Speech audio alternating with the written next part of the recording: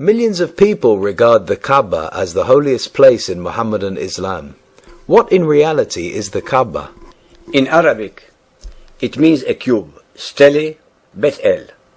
The historical records show no evidence whatsoever that it was at any time but a house of idolatry, and was never associated with monotheism until the advent of Muhammad.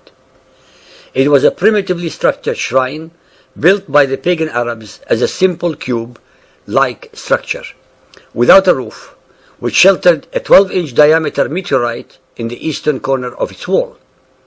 According to Ibn Ishaq, page 84, it was made of loose stones above a man's height, and they wanted to raise it and roof it because men had stolen part of the treasure of the Kaaba, which used to be in a well in the middle of it. This stone can be kissed during the preambulation, the circulation of the faithful around the Kaaba. It was one of pagan Arabia's holiest shrines, with 360 idols around it, and an object of pilgrimage. Being a site of pilgrimage, brought to Mecca trade and wealth in the same way that all such sites of pilgrimage do, and as it continues to do so up to this time in Saudi Arabia. It is an astounding fact that in the Quran, the name of Mecca is never mentioned, while in the Bible, the name of Jerusalem is mentioned 667 times. It is also a fact that little is known about the history of the Kaaba, apart from the myths and the totally unsubstantiated Muhammadan traditions, which are full of contradictions, that maintain the following: that the Kaaba was originally built by Adam to a celestial prototype. This story is neither found in the Quran nor in the Bible. That after the deluge, it was allegedly rebuilt by Abraham and Ishmael as a place of worship. Chapter 2, verse 127. And remember, Abraham and Ismail raised the foundations of the house.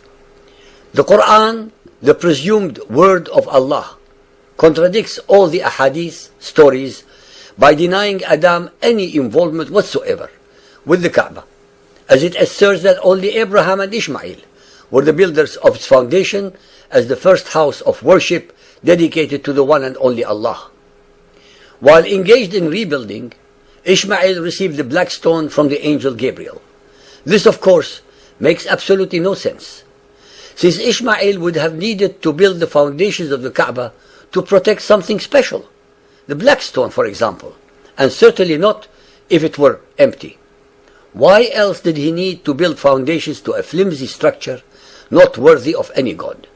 The black stone had to be there in the first place as a fetish and object of veneration. Since Abraham and Ishmael were monotheists, and Abraham already, according to the Muhammadan traditions, destroyed the idols of his father, why would he and Ishmael build a shrine for another idol such as a meteorite? If the Arab tradition already knew of Abraham, why then did they lapse into idolatry for at least 25 centuries that followed, while the Israelites and the Jews carried forth the torch of monotheism that inspired Muhammad to create his Quran? How was it possible that not a single pagan Arab was called Ibrahim or Ismail, if they actually were the fathers of the Arabs? In contrast, after Muhammad, his name is carried by an enormous number of his followers. If the traditions are true, why then do repeated Quranic verses insist in clear terms that they, the Arabs, were actually totally ignorant of previous revelations, such as in chapters 2, 151, 11, 49, 12, 3, 16, 43, etc. It is imperative that we make clear even the obvious, that the alleged Arabian traditions contradict everything written in the Bible regarding Abraham and Ishmael, since according to the Bible, neither Abraham nor Ishmael knew a God called Allah. They never traveled south to Arabia. They never knew any place called Mecca or structure called Kaaba. They never built the foundations of any structure. They never heard of or knew any messenger called Gabriel. Every single item in both the Quran and the Hadiths regarding Abraham and Ishmael are lies and deceptions. Centuries before Muhammad, most of the rituals of Muhammadan Islam were already practiced by the pagan Arabs, such as pilgrimage, circumambulating the Kaaba, calling the names of their idols, kissing the black stone, prostrating, running between the two hills Safa and Marwa, venerating Zamzam, fasting, wearing white clothing, etc., etc., etc. In reality, Muhammad simply incorporated all the pagan rituals, traditions and fetishes of the pagan Arabs and Islamized them to give his cult legitimacy, a sense of identity and an image of uniqueness, so that he made it easier and less stressful for his brother Arabs to move from idolatry and paganism to his brand of monotheism by continuing the practices of their pagan fathers. In short, all Muhammad did was merely to obliterate the pagan representations of the idols without abolishing the pagan practices. Muhammad's quarrel with his Quraysh tribe was not because they did not believe in Allah, which they obviously did, but because they associated other gods and goddesses with him. The same Muhammad who went into paroxysms of rage and disgust that filled the Quran at the idol worshipping of his tribe, the Quraysh, did not hesitate for one moment to incorporate every facet of their traditions and fetishes into his new cult without shame or remorse. During the whole period of 23 years that he used to fulminate and attack his idol-worshipping Quraysh tribe, Muhammad prayed in the Kaaba with them, while it was full of pagan gods and goddesses. His hypocrisy knew no bounds. To gain favor with the pagan Arab tribes, he actually joined them wholeheartedly, but for the single and very simple amendment to the whole of their religion. That was to believe in one Allah instead of Allah and 360 other idols.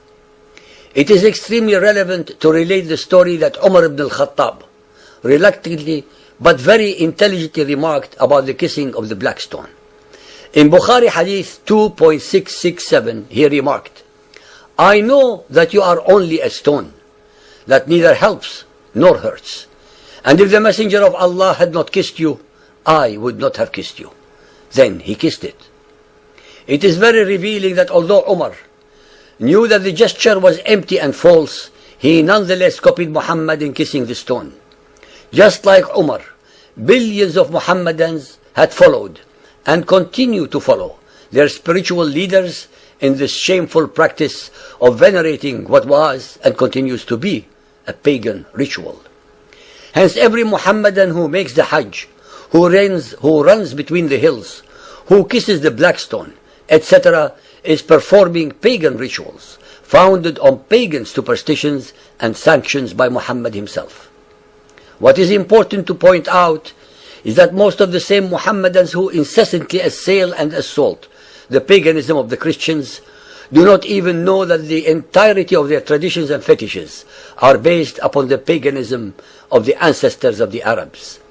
It is always a pity and with great frustration that we cannot mention all the verses in the Quran and Hadith regarding any of the subjects that we are exploring with you for lack of time.